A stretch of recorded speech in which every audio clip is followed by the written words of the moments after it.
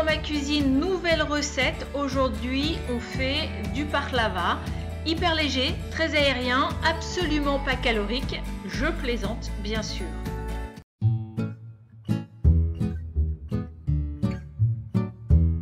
Pour cela, il vous faut un tepsi, des noix fraîches, décortiquées de préférence pour éviter de vous casser les dents, de la pâte philo et du beurre. Ah oui, beaucoup de beurre. Mais vous pouvez aussi utiliser de la pistache ou des amandes.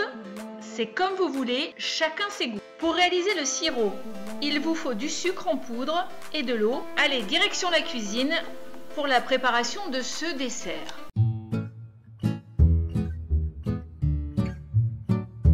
Je vais d'abord venir beurrer mon tepsi.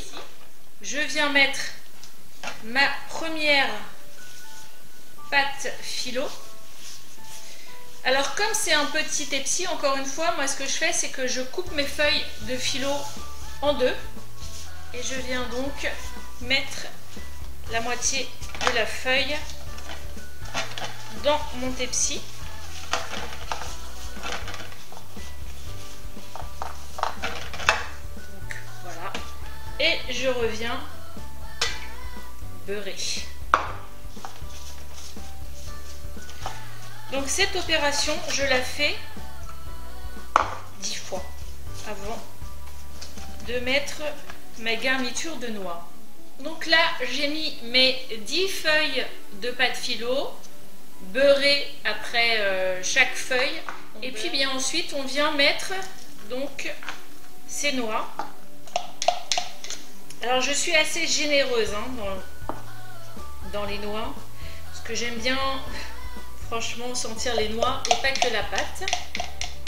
Voilà à peu près ce que ça donne. Donc. Et puis bah là, même opération, je vais venir à nouveau mettre de la pâte philo. Alors encore une fois, mes pâtes sont trop grandes, donc je les coupe en deux.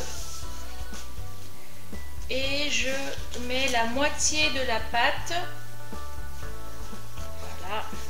dessus pour que ça puisse prendre l'intégralité de mon tepsi, que ça puisse couvrir l'intégralité de mon tepsi. Et puis bah pareil, je reviens beurrer encore et toujours chaque feuille. Alors voilà, là j'ai mis ma 10e feuille de pâte philo sur mes noix préalablement donc pilées. Et je vais venir beurrer, mais alors de façon généreuse, la dernière feuille, parce que pour apporter ce côté, ce côté croustillant et doré du baklava. Mon baklava est prêt.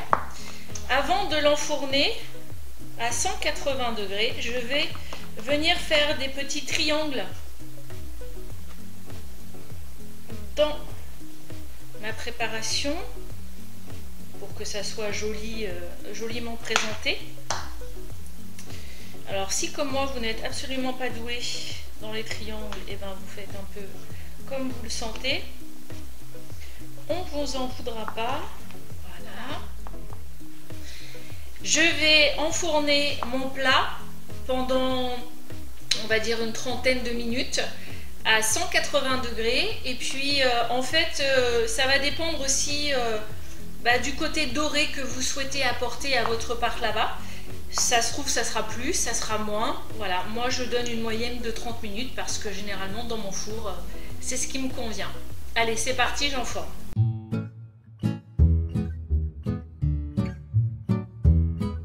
Il est conseillé de préparer le sirop la veille, mais si vous êtes comme moi et que vous décidez de faire un baklava à la dernière minute, commencez par le sirop, histoire qu'il se repose le temps de la cuisson du plat. Pour le sirop, vous faites bouillir de l'eau dans laquelle vous allez venir diluer complètement le sucre. C'est à cette étape que vous pouvez ajouter de la fleur d'oranger si vous le souhaitez. La préparation va donc s'épaissir un petit peu. Vous stoppez à disparition totale du sucre, puis vous laissez reposer.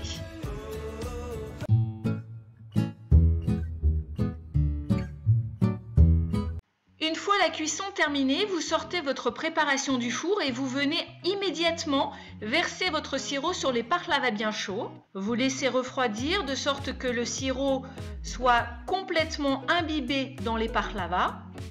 Vous comprenez maintenant le côté calorique du dessert.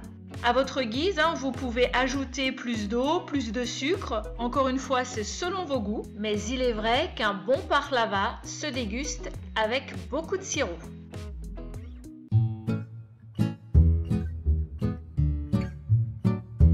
C'est encore un petit peu chaud, je vais laisser tiédir. Et puis, plus qu'à servir, accompagné d'un petit thé ou d'un café, sans sucre, bien évidemment. Et à savourer entre amis ou en famille, en tout cas. J'espère que vous avez apprécié, puis bon appétit. N'oubliez pas de nous suivre, donc les Arméniens à Créteil sur Facebook, ou bien sur notre chaîne YouTube, l'Association des Arméniens de Créteil. Bye bye, à bientôt.